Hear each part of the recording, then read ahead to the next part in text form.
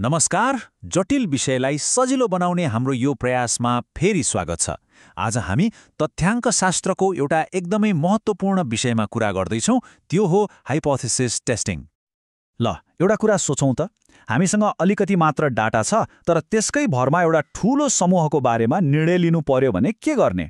आज हामी त्यही शक्तिशाली तरिकाबारे कुरा गर्नेछौँ, जसले सानो स्याम्पलको आधारमा ठूल्ठूला दाबीहरूलाई वैज्ञानिक तरिकाले जाँच्न सिकाउँछ। ल, सुरु गरौँ। यो पुरै प्रक्रिया खासमा एउटा सानो अनुमानबाट सुरु हुन्छ। एउटा उदाहरण हेरौँ है त। ल, मानौ एउटा यस्तो धारणा छ, दक्षिण भारतका कम्पनीहरूले बढी तलब दिन्छन्। अब यो कुरा कसरी आयो होला? सायद एक दुईजना साथीको कुरा सुनेर, होइन? तर यो दाबी त सानो छैन, यो त त्यो पुरै क्षेत्रका हजारौं कम्पनीहरूको बारेमा हो। अब यस्तो व्यक्तिगत धारणालाई कसरी जाँच्ने त? त्यत्तिकै पत्याउने? हो, तथ्याङ्कशास्त्रमा यस्तै परीक्षण गर्न मिल्ने दाबी वा अनुमानलाई भनिन्छ हाइपोथेसिस। यो खाली हावाको भरमा गरेको अनुमान मात्रै होइन, यो त एउटा यस्तो कथन हो जसलाई हामी डेटा प्रयोग गरेर सही हो कि गलत भनेर जाँच्न सक्छौँ। अब सोच्नुहोस् त, दक्षिण भारतका हरेक कम्पनीको तलब डाटा सङ्कलन गर्न त कहाँ सम्भव छ र? असम्भव जस्तै हो। यहीँनिर आउँछ स्याम्पलको कुरा। हामी केही कम्पनीहरूको डाटा मात्रै लिन्छौँ, जसलाई स्याम्पल भनिन्छ, र त्यसैको आधारमा त्यो पुरै क्षेत्र अर्थात् पपुलेसनको बारेमा गरिएको हाम्रो दाबी सही छ कि छैन भनेर विश्लेषण गर्छौँ। अब यो परीक्षणलाई अझै व्यवस्थित बनाउन तथ्याङ्कशास्त्रीहरूले एउटा गजबको तरिका निकालेका छन्। उनीहरूले हाम्रो मूल दाबीलाई दुईवटा एक अर्काको ठिक उल्टो कथनहरूमा बाँड्छन्। हो, यी दुई प्रतिस्पर्धी दाबीहरू हुन्। नल हाइपोथेसिस, जसलाई हामी H0 वा H0 भन्छौँ, र अर्को हो अल्टरनेटिभ हाइपोथेसिस, जसलाई H1 वा H1 भनिन्छ। यसलाई यसरी बुझौँ, H0 भनेको स्ट्याटस को वा अहिले चलिरहेको अवस्था हो, र H1 चाहिँ त्यसलाई दिएको चुनौती हो। नल हाइपोथेसिस अर्थात् H0 जहिले पनि कुनै फरक छैन वा कुनै असर छैन भन्ने धारणाबाट सुरु हुन्छ। यसले यथास्थितिलाई जनाउँछ। हाम्रो तलबवाला उदाहरणमा H0 के हुन्छ त? दक्षिण भारत र देशका अरू ठाउँका कम्पनीको औसत तलबमा कुनै फरक छैन। यो हाम्रो डिफल्ट पोजिसन हो, जबसम्म हामीसँग यसलाई गलत साबित गर्ने बलियो प्रमाण हुँदैन। अब यसलाई गणितको भाषामा हेर्दा H0 = μ0 भनेर लेखिन्छ। यहाँ म्यूले दक्षिण भारतको औसत तलब जनाउँछ भने μ0ले चाहिँ राष्ट्रिय औसत तलब। नल हाइपोथेसिसले के भन्यो भने यी दुवै बराबर छन्, कुनै फरक छैन। अब अर्कोतिर छ अल्टरनेटिभ हाइपोथेसिस अर्थात् H1। यो चाहिँ ठ्याक्कै त्यो दाबी हो जसको लागि हामी प्रमाण खोजिरहेका छौँ। यो हाम्रो सुरुको अनुमान, हाम्रो च्यालेन्ज हो। यसले H0लाई ठाडै चुनौती दिन्छ।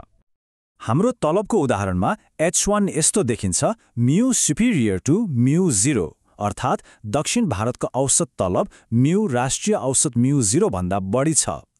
अब हाम्रो पुरै काम के हो भने स्याम्पल डेटाको विश्लेषण गरेर H1लाई खारेज गर्न र H1लाई समर्थन गर्न पर्याप्त प्रमाण छ कि छैन भनेर पत्ता लगाउनु। ठिक छ, तर यहाँ एउटा एकदमै महत्त्वपूर्ण प्रश्न आउँछ। हामीले त सानो स्याम्पलको आधारमा यत्रो ठूलो निर्णय लिँदैछौँ, होइन? के ग्यारेन्टी छ र हाम्रो निष्कर्ष सही हुन्छ भनेर? यदि गलत भयो भने नि? ल, अब हेरौँ तथ्याङ्कशास्त्रले यो अनिश्चिततालाई कसरी ह्यान्डल गर्छ।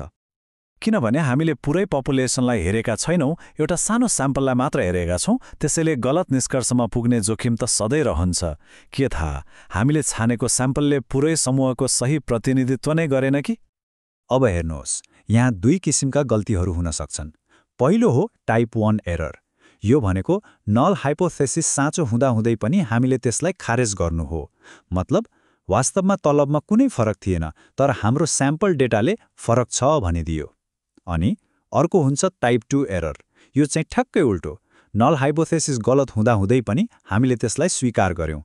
मतलब तलबमा फरक त थियो, तर हाम्रो डाटाले त्यो पत्ता लगाउन सकेन। यी गल्तीहरूलाई शून्यमा झार्न त सकिँदैन, तर टाइप 1 एरर गर्ने जोखिमलाई चाहिँ हामी नियन्त्रण गर्न सक्छौँ। कसरी? एउटा लेभल अफ सिग्निफिकेन्स तय गरेर। यसलाई ग्रीक अक्षर अल्फाले जनाइन्छ। यो भनेको हामी कति प्रतिशतसम्म गल्ती गर्ने जोखिम उठाउन तयार छौँ भन्ने कुरा हो। धेरैजसो अवस्थामा अल्फाको मान 5% अर्थात् 0.05 राखिन्छ। अब यसको मतलब के हो भने हामी 5% टाइप 1 इरर हुने जोखिम लिन तयार छौं। अझै सरल भाषामा भन्दा यदि वास्तवमा तलबमा कुनै फरक छैन भने पनि हामीले 100 पटक यो परीक्षण गर्यौं भने 5 पटकसम्म हाम्रो डाटाले झुक्किएर फरक छ भन्ने गलत निष्कर्ष निकाल्न सक्छ भन्ने सम्भावनालाई हामी स्वीकार गर्छौं। ल अब हामीसँग हाइपोथेसिस पनि छ अनि जोखिमको स्तर आल्फा पनि तय भइसक्यो। अब प्रश्न आउँछ अन्तिम निर्णय चाहिँ कसरी लिने त? यसको लागि हामीले जम्मा गरेको स्याम्पल डेटाबाट एउटा मान निकाल्छौं जसलाई टेस्ट स्ट्याटिस्टिक भनिन्छ। अनि हामीले तोकेको अल्फाको आधारमा एउटा क्रिटिकल रिजन वा रिजेक्सन रिजन भन्ने क्षेत्र छुट्याइएको हुन्छ। यदि हाम्रो टेस्ट स्ट्याटिस्टिकको मान त्यो रिजेक्सन रिजन भित्र पर्यो भने हामी नल हाइपोथेसिस H0 लाई खारेज गरिदिन्छौं। अब यो रिजेक्सन रिजन कहाँ हुन्छ भन्ने कुरा चाहिँ हाम्रो अल्टरनेटिभ हाइपोथेसिस H1 मा भर पर्छ। जस्तै हामीले तलब बढी छ भनेर मात्रै जाँच्दैछौँ भने यो कर्भको एउटा छेउमा हुन्छ जसलाई वन टेल टेस्ट भनिन्छ। तर यदि हामीले तलब फरक छ भनेर जाँच्दैछौँ त्यो बढी पनि हुन सक्छ कम पनि, त्यस्तो बेलामा यो दुवै छेउमा हुन्छ जसलाई टू टेल टेस्ट भनिन्छ।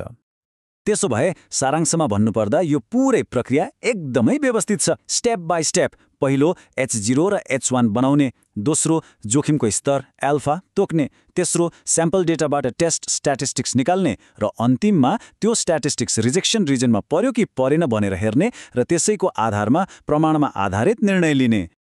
त्यसो भए एउटा सामान्य अनुमान कहिले गएर एउटा तथ्य बन्छ त? हाइपोथेसिस टेस्टिङले हामीलाई यही प्रश्नको जवाब खोज्न मद्दत गर्छ। यसले व्यक्तिगत धारणाहरूलाई तथ्याङ्कमा आधारित प्रमाणको कसीमा राखेर जाँच्ने एउटा शक्तिशाली फ्रेमवर्क दिन्छ।